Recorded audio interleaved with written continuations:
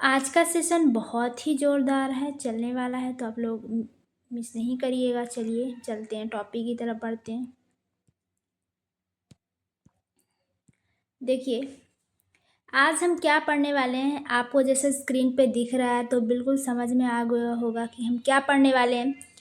जीवों में जनन, यानी आज का हमारा वेरी इंपॉर्टेंट टॉपिक है। क्या पढ़ने वाले हैं? जीवों में जनन। जीवों में जनन कैसे होता है, एक जीव से दूसरा जीव कैसे उत्पन्न होता है, सारी प्रोसेस के बारे में जानेंगे। हम पैदा कैसे हुए, अन्य जीव जो संतति होती है तो वो कैसे पैदा होते थे, इसी बारे में जानेंगे। सेम जैव प्रक्रम जैसा जैसा पूरी जो हमारी अंदर की क्रियाएं होती हैं, जैव प्रक्रम लाइफ प्रोसेस जो चलती रहती हैं जिससे, उसी तरह ये भी है जीवों में जनन। ठीक, जीवों में जनन। तो चलिए, मोस्ट है, बहुत मोस्ट इम्पॉर्टेंट है टॉपिक, तो मिस नहीं करिएगा आप लोग। चलिए हम पहले देख लेते हैं कि इसमें कैसा कैसा क्वेश्चंस बनेगा और कौन कैसे कैसे टॉपिक आएंगे और क्या क्या चीज़ें हमको पढ़ना इम्पॉर्टेंट है। बिल्कुल मिस नहीं करिएगा। अगर आपने इतना पढ़ लिया टॉपिक, वेरी इंपॉर्टेंट टॉपिक, अगर आपने इतना कंफर्म तैयार कर लिया तो अलग से पढ़ने की आपको ज़रूरत ही नहीं पड़ेगी, क्योंकि इसमें हमने सारे इंपॉर्टेंट टॉपिक्स ले आए हैं ताकि आप लोगों को अलग से कहीं और जगह से पढ़ने की ज़रूरत ना पड़े। आधी अधूरी चीज़, आधी चीज़ें यहाँ से, आधी चीज़ें वहाँ से, तो एक ही वीडियो में कंप्लीट करवा दिया गया है टॉपिक। आप अगर इतना टॉपिक कंप्लीट कर लिए, तैयार कर लिए, तो समझो कि आपका पूरा टॉपिक तैयार है साइंस का। दूसरा है खंडन क्या है। पहला है कि खंडन और कलिका जन्म में अंतर, यानी अमीबा यानी स्पायरोहाइड्रा में अंतर पूछ रहा है। ठीक, बहुत important, is very important topic है। या तो फिर एक वाक्य का उत्तर आएगा या तो फिर लघु का उत्तर बनेगा 3 नंबर का, बिल्कुल ध्यान में रखना। स्वपरागण पर परागण में अंतर तो आता ही आता है, इसको कंफर्म करके चलो। 2 नंबर का आएगा ही आएगा, एक वाक्य में अंतर। मानव नर जनन तंत्र के भाग, बिल्कुल आएगा, कंफर्म है, पूछेगा ही पूछेगा। डीएनए की प्रतिकृति क्यों जरूरी है। मानव मादा में और जनन तंत्र के भाग लिखिए। मानव मादा के और जनन तंत्र के भाग, क्या क्रियाएं होती हैं, क्या कहाँ से होता है, तो चलिए हम इस बारे में जानेंगे। ये सारे इंपॉर्टेंट टॉपिक है, बिल्कुल मिस नहीं करना। अब इसको देख लेते हैं। यहाँ पे ये जरूर आएंगे, मोस्ट है अमीबा द्विखंडन, यानी इसके बारे में पूछेगा, अमीबा द्विखंडन के बारे में। तो इसका आप डायग्राम जरूर बना देना, पेपर में पूछेगा डायग्राम। अगर आप डायग्राम के साथ लिखोगे तो बहुत अच्छा नंबर मिलेगा आपको, पूरा पूरा नंबर मिलेगा, 5 नंबर। अगर आप डायग्राम भी बनाएंगे और उसके बारे में आप लिख देंगे कि इनकी इनकी ये क्रियाएं होती हैं, ये ऐसे होते हैं, ये पुनः प्राप्त हो जाते हैं, पुनः विकसित हो जाते हैं। अगर इनके बारे में आप डायग्राम के साथ साथ लिखेंगे भी, समझा देंगे, तो बहुत अच्छा नंबर मिलेगा। और ये ज़रूर आएंगे पेपर में, तो आप लोग डायग्राम भी बनाइएगा और इसके बारे में 4-4 लाइन ज़रूर लिखिएगा। चलिए, इस सारे प्रोसेस जितना हम दिखा रहे हैं आपको, सारा का सारा सब कुछ हम इम्पोर्टेंट समझा दिए हैं, बिल्कुल मिस नहीं करिएगा। अगर आपने इतना इस वीडियो में इतना टॉपिक तैयार कर लिया, इतने चीज़ें आपने पढ़ लिया, तो समझ लो आपका टॉपिक बिल्कुल कन्फर्म है, कहीं से भी पढ़ने की ज़रूरत नहीं पड़ेगी। आप सिर्फ अगर इतना पढ़ लेना, पुष्प का चित्रण कर उसके भाग समझाइए, बिल्कुल आएगा, इम्पॉर्टेंट है ये बच्चा, इम्पॉर्टेंट क्वेश्चन है, ध्यान में रख लेना, कॉपी में नोट कर लेना। परागकण क्या है, इसके प्रकार जरूर पूछता है। ये तो यह 1 नंबर का वाक्य में आएगा, शॉर्ट क्वेश्चन आएगा, या तो फिर लघु का शॉर्ट का पूछ लेगा। अमीबा द्विखंडन की प्रक्रिया बताइए, अमीबा की जनन लैंगिक क्या है, वो कैसे द्विखंडन होता है, एक कोशिका की बने होते हो, 2 कोशिका पुनः कैसे हो जाती, तो इन सब बारे में चलिए हम आगे टॉपिक में समझाए हैं एक एक पॉइंट करके। तो आप लोग बिल्कुल मिस नहीं करिएगा, ध्यान से देखिएगा ताकि अच्छा नंबर आप लोग लेकर आओ। तो चलिए, हमारी प्रक्रिया यहाँ से रिप्रोडक्शन से शुरू होती है। यहाँ से हम अपनी पढ़ाई स्टार्ट करते हैं। हमको क्या क्या चीज़ें पढ़ना है, क्या क्या चीज़ें हाईलाइट करना है, क्या क्या चीज़ें लेके चलना है, कैसे कैसे पॉइंट एग्ज़ाम में बनेंगे, क्या क्या पूछा जाएगा, इन सारे चीज़ों के बारे में हम डिस्कशन करेंगे और सब कुछ बताएंगे। कौन सा क्वेश्चन इंपॉर्टेंट है, कौन सा 2 नंबर का आएगा, कौन सा 3 नंबर का आएगा, कौन सा हमको पढ़ना ज़्यादा ज़रूरी है, तो चलिए इन सब बारे में हम डिस्कशन करते हैं। हम पहले जानेंगे जनन क्या है। जनन क्या है, जनन की परिभाषा जो की आती है, जनन का महत्व पूछता है, तो हम बिल्कुल पढ़ेंगे, इसको देखेंगे। अब चलिए हम देख लेते हैं। अब पूछ रहा है कि जनन के प्रकार, क्या पूछ रहे हैं, जनन के प्रकार।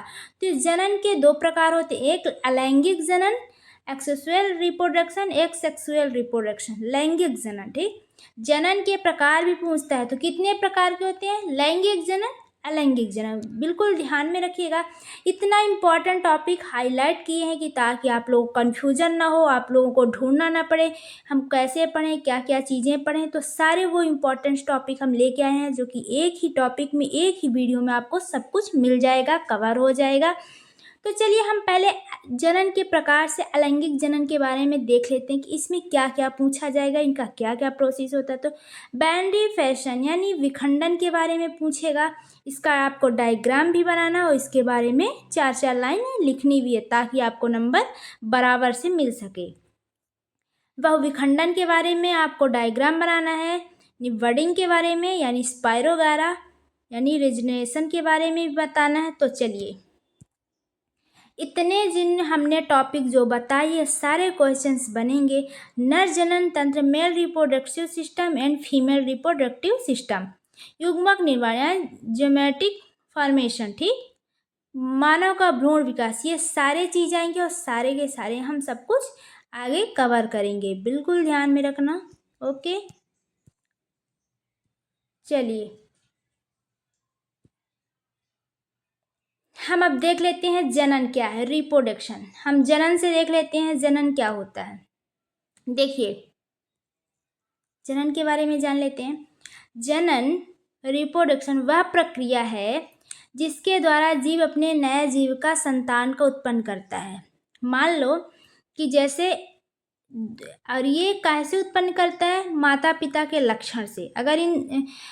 अगर नए जीव का उत्पन्न यानी दो जीवों के बीच का मिलना, ठीक, तब नए जीवन का उत्पन्न होता है। जैसा कि मान लो कि अगर नया जीव ना आए, जैसे अपने ही समान नया जीव उत्पन्न होना, यानी अपने ही समान एक नया जीव का उत्पन्न होता है, उसे हम जनन कहते हैं। जैसे कि मान लो अगर जीव ना रहे, मतलब उत्पन्न ना हो, नया जीव ना बने, तो पूरी दुनिया क्या हो जाएगी, खत्म हो जाएगी। ठीक, जब कोई जीव अपने जैसा नया जीव बनाता है, जब कोई जीव अपने जैसा नया जीव बनाता है, उसे हम जनन कहते हैं। फॉर एग्जाम्पल ले लो, जैसे इंसान बच्चा पैदा करना क्या करता है, अपने ही जैसा एक समान बच्चा मतलब जनन पैदा करते हैं जीव, जिसे गाय का हो गया बछड़ा, पौधे में हो गए बीज, नए पौधे का बनना, बैक्टीरिया में हो गए खुद की डिवाइड कर देना। ठीक, तो आप लोगों को जनन के बारे में समझ में आ गया होगा कि अपने ही समान एक नए जीव का उत्पन्न करना, यानी अपने ही समान एक नए जीव का उत्पन्न करना, उसे हम जनन कहते हैं। आप लोग क्वेश्चंस आएगा तो ऐसे लिखोगे, जनन वह प्रक्रिया है, जनन वह प्रक्रिया है जिसके द्वारा जीव अपने नए जीव का संतान उत्पन्न करता है, जिसके द्वारा जीव अपने जैसे नए जीव यानी संतान का उत्पन्न करता है, उसे ही हम जनन कहते हैं। ठीक, जैसे गाय हो गई, बछड़ा का, एक अपने ही समान नया बछड़ा का जन्म दिया, वो नया जीव हो गया, यानी जनन। ठीक, नया जीव का जनन किया, तो बिल्कुल समझ में आ गया होगा डिफिनेशन आप लोगों को। अब जनन की परिभाषा यानी डिफिनेशन देख लेते हैं, आपको लिखना कैसे है। जैविक प्रक्रिया जिसमें जीव अपने समान नए जीव उत्पन्न करता है, क्या करता है, जैविक प्रक्रिया जो जीव अपने समान नए जीव का उत्पन्न करता है, उसे हम क्या कहते हैं, जनन कहते हैं। तो जनन आप लोगों को आई होप समझ में आ गया होगा। आप ऐसे भी लिख सकते हो, जनन वह प्रक्रिया है जिसके द्वारा जीव अपनी जाति के नए जीव को, अपनी ही जाति का, अपने ही समान एक नए जीव का उत्पन्न करना। जैसे इंसान में बच्चा हो गया, बच्चा पैदा हुआ, जैसे गाय में बछड़ा हो गया, तो ये नए जीव का उत्पन्न करना हो गया, इसे हम बोलते हैं जनन प्रक्रिया। ठीक, अब हम जनन के प्रकार देख लेते हैं। जनन के प्रकार, अब ये जनन के दो प्रकार के होते हैं बच्चे, ये ध्यान में रखना, ये पूछता है जनन के प्रकार। पहला हो गया हमारा अलैंगिक जनन, दूसरा हो गया हमारा लैंगिक जनन। बिल्कुल ध्यान में रखना। अब जनन के प्रकार के बारे में हम समझ लेते हैं, क्या प्रक्रियाएं हैं। अब पहला हम देख लेते हैं अलैंगिक जनन में, यानी विखंडन यानी अमीबा बाइनरी फैशन, बहुविखंडन मल्टीपल फैशन यानी हाइड्रा, कलीकरण बडिंग यानी स्पाइरोगायरा, पुनर्जन्म रिजरेनेशन, ठीक, पुनर्जन्म रिजरेनेशन। ध्यान में रखिएगा, इन सब के बारे में हम बताए हैं डिटेल में। अगर आप पूरा ध्यान में रखिएगा, अगर लैंगिक जनन के प्रकार पूछा, उसके विस्तार में अगर पूछा डिटेल में समझाने के लिए कि इसको लैंगिक जनन के प्रकार को समझाइए। कभी कभी क्वेश्चंस क्या बनता है, लैंगिक प्रकार के जनन को समझाइए। कैसे समझाइए का मतलब पूरा विस्तार से बोल रहा है, इसको पूरा एक एक पॉइंट को समझाने के लिए बोल रहा है। तो जरूर लिखना विखंडन यानी अमीबा का डायग्राम बना देना। उसके बाद उसके बारे में समझा देना कि इनकी ये क्रियाएं होती हैं, ऐसा होता है। चलिए हम आगे इसको बताएंगे कि कैसे लिखना है, कैसे डायग्राम बनाना है। तो हम हर एक पॉइंट को हम समझाएंगे ताकि आप लोगों को अच्छे से समझ आ सके। चलिए हम अमीबा यानी विखंडन खंडन यानी बाइनरी फैशन के बारे में समझा देते हैं थोड़ा। आप लोग देख लो, देखो यहाँ पे अब ये देखना, अमीबा अमीबा एक कोशिकीय जीव है। अमीबा क्या है, ऐसे ही अगर पूछ लिया कि विखंडन के बारे में समझाइए तो आपको ऐसे ही बनाना है, ऐसे ही डायग्राम बनाना है, ऐसे ऐसे करके डायग्राम बनाना है। फिर उससे पुनः अमीबा का निर्माण हो जाता है, फिर अलग अलग भागों में जाके ये बट जाते हैं। तो आपको ऐसे ही अमीबा का डायग्राम बनाना है और उसके बारे में समझाना भी है, ताकि आपको 3 नंबर या 5 नंबर का क्वेश्चन आएगा तो पूरा नंबर मिले। अमीबा एक कोशिकीय जीव क्या है, ये एक कोशिका का बना होता है, प्रारंभिक अमीबा, ठीक। अमीबा एक कोशिकीय जीव है, सिंगल ऑफ ऑर्गेनाइज्म, ठीक। ये केवल एक कोशिका का बना होता है अमीबा, ध्यान में रखिए। अमीबा का शरीर धीरे धीरे 2 भागों में खींचने लगता है। क्या करता है, अमीबा का शरीर 2 भागों में धीरे धीरे यहाँ खींचने लगता है। अब देख लो डायग्राम से आपको समझ में आ गया होगा। बीच में एक पतली जैसी धागेनुमा संरचना बनती है और जो कोशिका होती है वो 2 हिस्सों में टूट जाती है। क्या होती है, 2 हिस्सों में, इधर से यहाँ से देखो टूट के अलग हो जाती है, ठीक। एक अमीबा से 2 नए अमीबा बन जाते हैं। क्या होते हैं, एक अमीबा से 2 नए अमीबा बन जाते हैं। एक अमीबा से 2 नए अमीबा बन जाते हैं और अमीबा टूटकर 2 समान अमीबा बन जाते हैं। अगर आपको ये चीज़ें नहीं याद है, ठीक है, आप डायग्राम याद कर लेना, माइंड में एक बार देख लेना, फ़ोन के कैमरे से नहीं, अपने आँखों के कैमरे से कैप्चर कर लेना इस सीन को। जब एग्ज़ाम में पूछेगा तो अगर आप डायग्राम बना लोगे और उस डायग्राम के ज़रिए भी 2-4 लाइन लिख देंगे, समझा देंगे, तो उसमें भी आपको नंबर मिलेगा। अगर ये चीज़ें नहीं याद है तो आप ध्यान में रखना बच्चा, अमीबा एक कोशिकीय जीव प्राणी है। अमीबा क्या है, एक कोशिका की बना होता है। अमीबा का क्या है, शरीर धीरे धीरे 2 भागों में खींचने लगता है। क्या होता है, 2 भागों में पुनः खींचने लगता है। ये 2 हिस्सों में आगे चल के 2 हिस्सों में टूट जाता है, पुनः अमीबा प्राप्त कर लेता है और 2 अमीबा नया प्राप्त हो जाता है। क्या होता है, 2 अमीबा नया प्राप्त हो जाता है, ध्यान में रखिएगा। अब हम देख लेते हैं हाइड्रा, ठीक। हाइड्रा के बारे में देख लो। हाइड्रा के बारे में कि बहुत इम्पॉर्टेंट है। क्या है, बहुत इम्पॉर्टेंट, वेरी इम्पॉर्टेंट टॉपिक है। हाइड्रा एक छोटा सा जीव है। हाइड्रा एक छोटा सा जीव है, आप ऐसे लिखोगे। आप डायग्राम बस अगर ये चीज़ें आप नहीं कर पा रहे हो, नहीं बन रहा, आप नहीं याद कर पाए, अब भूल गए, तो आप ओनली समझने की कोशिश करिए। तो अगर आप डायग्राम समझ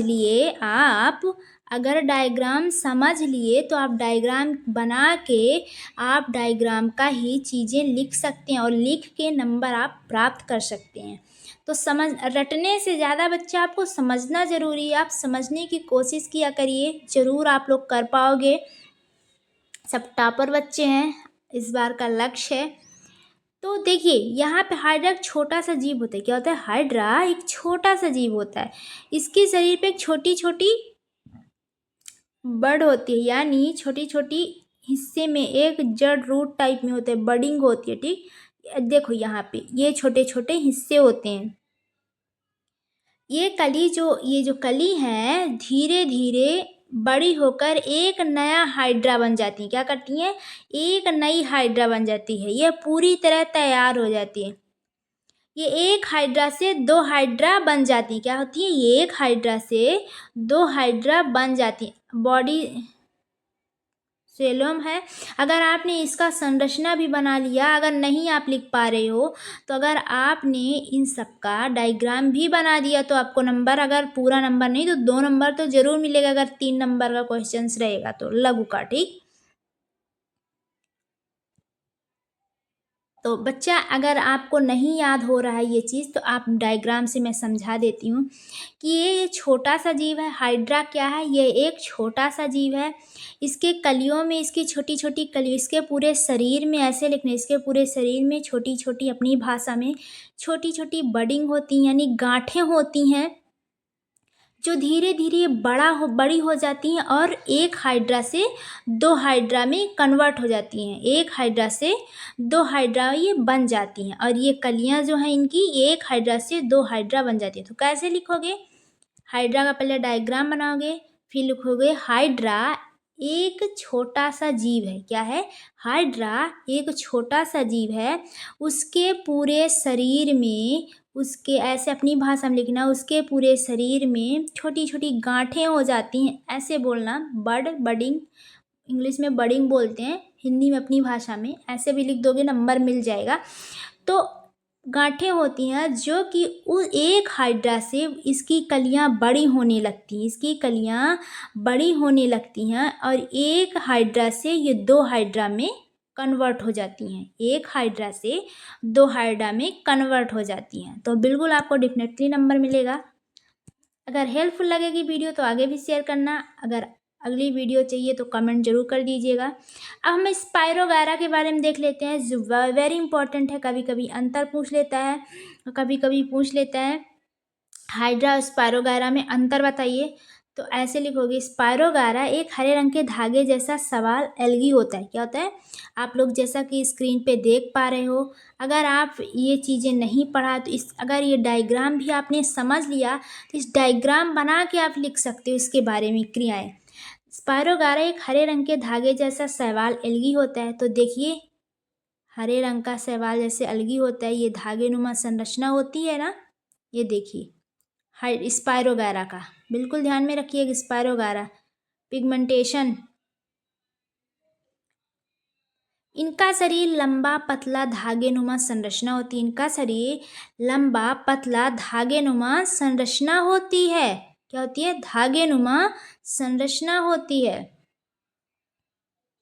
जब यह बड़ा हो जाता है तो दो टुकड़ों में टूट जाता है। क्या करता है? दो टुकड़ों में टूट जाता है, और एक टुकड़ा टूटकर अपने आप एक नया बढ़कर एक नया स्पायरोगायरा बन जाता है।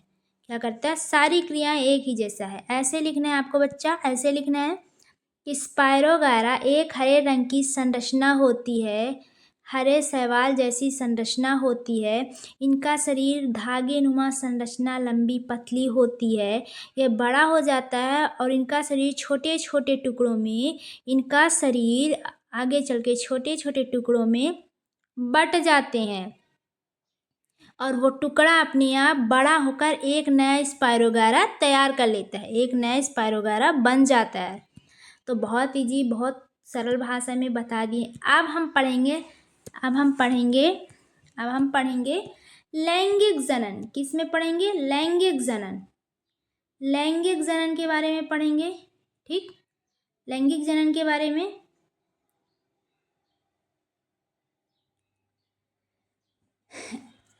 जैसे हमारे शरीर में सारी प्रक्रियाएं चलती रहती हैं, यानी जैव प्रक्रम लाइफ प्रोसेस जो हमारे शरीर में छोटे छोटे ऑर्गन्स होते हैं, मशीन होती हैं जो कि 24 घंटे लगातार चलती रहती है, वैसे ही लैंगिक जनन यानी रिप्रोडक्शन यानी नया जीव का संतति का प्रोसेस होता है। कैसे होता है चलिए बताएंगे। ये हो गया मेल फीमेल, ठीक, ये हो गया मेल फीमेल। अब इनका स्पर्म गया ओवरी में, ठीक, फर्टिलाइजेशन जिसे बोलते हैं, जिस जहाँ पे जाके जाइगोट बनाते हैं, क्या करता है। अब यहाँ लैंगिक जनन के बारे में जानिए कि जीव का नए जनन का संतति उत्पन्न कैसे होता है, कैसे इनकी प्रोसेस की प्रक्रियाएं होती हैं। अगर आपने इस बारे में समझ लिया तो अगर आंसर रटने की ज़रूरत नहीं, अपने आप भी आप लिख सकोगे। क्या करोगे, अपने आप भी ये लिख सकोगे। ठीक, देखो ये नर एवं मादा है, ठीक, जिनके ये सारी इन्हीं के क्रियाएं द्वारा सारा प्रोसेस चलता है। नर के पास क्या रहता है, एक्स वाई रहता है, एक्स वाई रहता है, और मादा के पास एक्स एक्स रहता है, ठीक।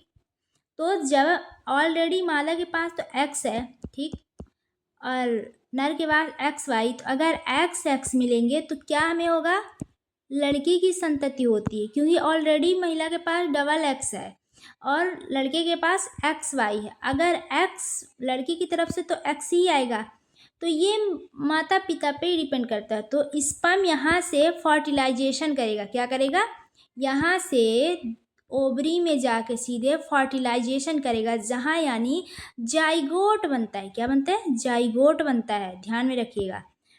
फिर एम्ब्रियोलॉजी में जाएगा, जिसे हम बोलते हैं भ्रूण चिकित्सक। क्या बोलते हैं, भ्रूण चिकित्सक, जहाँ पे बच्चा पलता है और उसके बाद अपने आप वो बेबी के रूप में कन्वर्ट हो जाता है और बेबी के रूप में बाहर आ जाता है। कहते हैं बेबी के रूप में बाहर आ जाता है।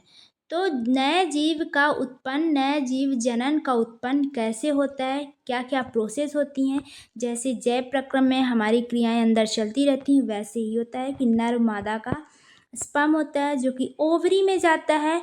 ओवरी में उसके बाद वो एक जाइगोट में, जहाँ फर्टिलाइजेशन में एक जाइगोट बनता है, छोटा सा बिंदु जैसा एक जाइगोट बनेगा, वहाँ से एम्ब्रियोलॉजी बनेगा, एम्ब्रियोलॉजी में जाएगा, यानी जिसे जहाँ बच्चा पलता है, जिसे हम बोलते हैं हिंदी में भ्रूण चिकित्सक। उसके बाद बच्चा बाहर आता है। तो कैसे कैसे प्रोसेस होता है, कैसे कैसे प्रोसेस से नए जीव का संतति का उत्पन्न होता है। आई होप कि आप लोगों को समझ में आया होगा। देखिए एक्स एक्स एक्स महिला हो गई, एक्स वाई लड़का हो गया, ठीक ठीक। तो ऑलरेडी एक्स है, डबल एक्स है महिला के पास, और लड़के के पास क्या है, एक्स वाई है। अगर एक्स एक्स मिलेंगे तो लड़की होगी, अगर एक्स तो ऑलरेडी है तो उसके पास से तो एक्स ही आएगा महिला के पास से। लड़के को अगर वाई मिलता है तब वो कहीं ना कहीं लड़का होगा। तो आप लोग आई होप कि समझ में आ गया होगा। चलिए हम इसके बारे में थोड़ा समझाते हैं, लैंगिक जनन के बारे में। लैंगिक जनन आप लोग ऐसे लिखिएगा कि मनुष्य में नर पुरुष व मादा स्त्री, ठीक, दोनों को मिलाकर एक नया बच्चा बनाते हैं। यानी जीव का, नए जीव का संतति जो होती है, उत्पन्न होता है, वो नर पुरुष और मादा यानी स्त्री दोनों मिलकर एक नया बच्चा बनाते हैं। इसके लिए दोनों के शरीर में अलग अलग जनन होंगे, क्या होते हैं, जनन होते हैं, फर्टिलाइजेशन, वही सारी क्रियाएं। अब हम देख लेते हैं पुष्पीय पौधे में लैंगिक जनन। क्या, पुष्पीय पौधे में लैंगिक जनन, पुष्पीय पौधे में कैसे लैंगिक जनन होता है, ठीक। देखिए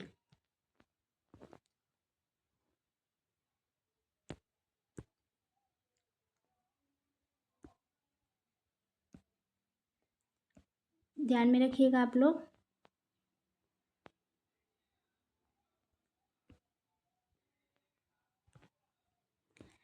पुष्पीय पौधे में लैंगिक जनन, पुष्पीय पौधे में जनन अंग क्या होता है, पुष्पी पौधे में जनन अंग जनन अंग होता है।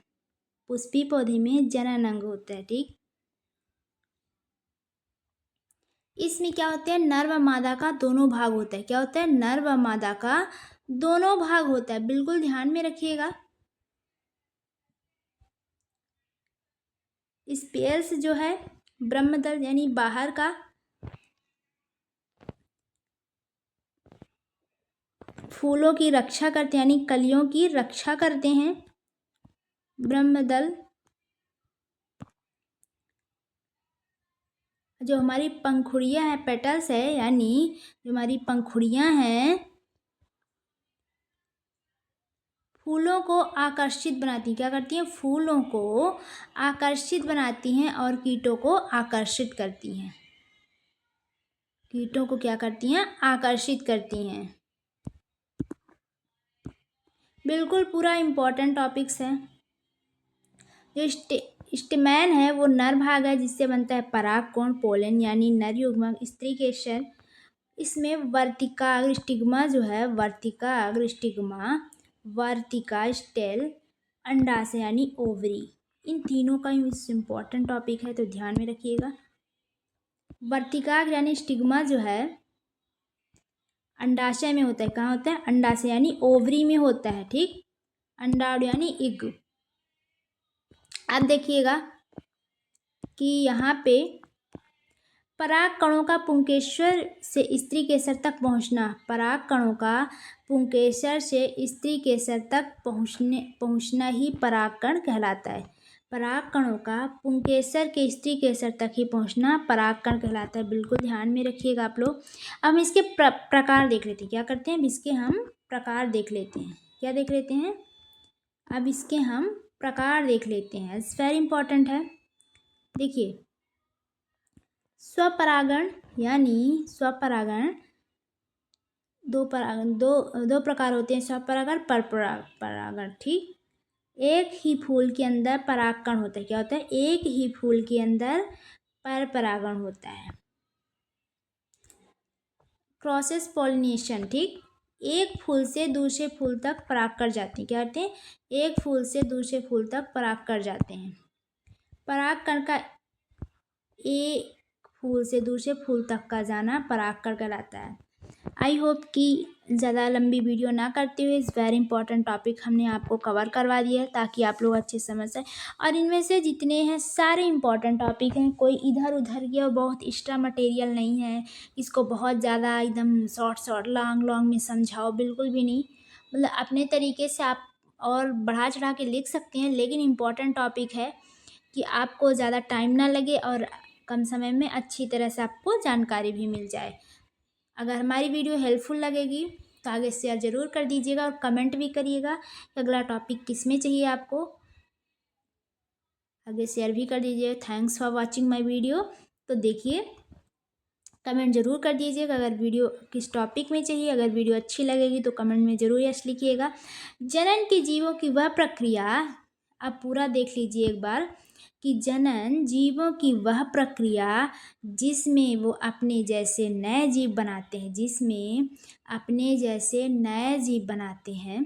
जनन जीवों की वह प्रक्रिया जिसमें अपने जैसे नए जीव बनाते हैं, यह दो प्रकार का होता है। मेन इम्पॉर्टेंट क्या है इसमें, यह दो प्रकार का होता है, अलैंगिक जनन, लैंगिक जनन। अलैंगिक जनन में क्या क्या आते हैं, हमारा द्विखंडन अमीबा आता है, द्विखंडन बैनरी एंड हाइड्रा आता है, स्पायरोगायरा आता है, पुनर्कलिका आता है। और लैंगिक जनन में हमारे पुष्प हो गया, मानव हो गया। लैंगिक जनन में बिल्कुल ध्यान में रखिएगा, निरंतर बनाए रखता है और गुणों को अगली पीढ़ी तक पहुंचाता है। तो चलिए, तो हमारा ये टॉपिक कवर हुआ। तो इसमें से पूरे सारे के सारे इम्पोर्टेंट टॉपिक है। अगर पुष्पों में, पौधे में लैंगिक जनन के बारे में पूछा, तो अगर आप ये पूरा चीज़ें नहीं भी लिख पाओगे तो टोटल ये आपने फूल ये डायग्राम भी बना दीजिए, पुष्प का डायग्राम बना दीजिएगा, फिर अपने हिसाब से लिख दीजिए पुष्प पौधे का जनन अंग होता है। इसमें नर और मादा भाग होते हैं। अपने से भी इंसान लिख सकता है बना के, अगर समझ में नहीं आया, लेकिन हमने सारे इजी एक्सप्लेनेशन करके दिया है ताकि आप लोगों को एक बार में समझ में आ जाए। आपको रट्टा मारने की ज़रूरत नहीं है, हर एक पॉइंट को समझना बहुत ज़रूरी है। अगर आपने समझ लिया, दिमाग में आपके बैठ गया, तो आप बहुत आसानी के साथ पेपर में कर लोगे, क्योंकि वो आपको समझ में चीज़ें अगर तो अपने हिसाब से वो अरेंजमेंट्स कर लोगे। और रट्टा वाली चीज़ें हैं ना, आप कब तक रट के चलोगे, वो भूल जाएगा कहीं ना कहीं, ठीक। तो ये अति में आते हैं, या फिर लघु में पूछ लेता है, समझाइए, इसका चित्र बनाइए। कम से कम 6-7 नंबर को तो पूछता ही पूछता है। तो लैंगिक जनन में सेक्सुअल रिप्रोडक्शन के बारे में तो जान लिया है, क्योंकि ये तो अभी ट्रेलर है, पिक्चर अभी बाकी है। क्योंकि हमने इतना प्रोसेस बता दिया कि लैंगिक जनन का क्या प्रोसेस है, बच्चा कहाँ पलता है, बच्चा नए जीव का संतति का उत्पन्न कैसे होता है, नया जीव कैसे बनता है, वो कहाँ रहता है, कहाँ पलता है, वो बेबी के रूप में कैसे कन्वर्ट होता है। तो सारी प्रक्रियाएं हमने बता दिया। ये लैंगिक जनन है। लैंगिक जनन में हमारे क्या क्या आता है। लैंगिक जनन में हमारे आता है इंसान, फूल, जानवर। और अलैंगिक जनन में हमारे आते हैं स्पायरोगैरा, अमीबा, हाइड्रा,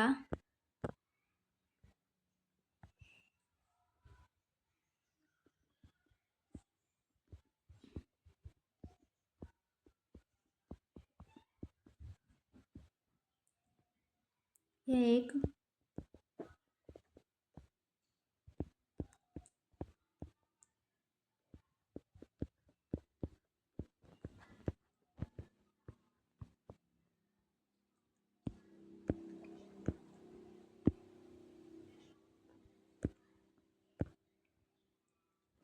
तो ये सारे इम्पॉर्टेंट है। लैंगिक जनन, अलैंगिक जनन में क्या क्या आता है, उदाहरण भी पूछ लेता है। विखंडन यानी अमीबा,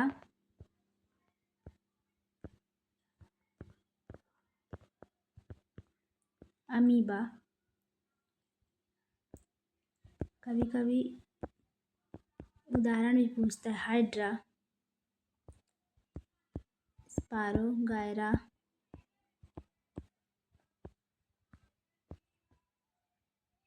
रिजनरेशन यानी काल प्रवर्धन, सारे इम्पॉर्टेंट है।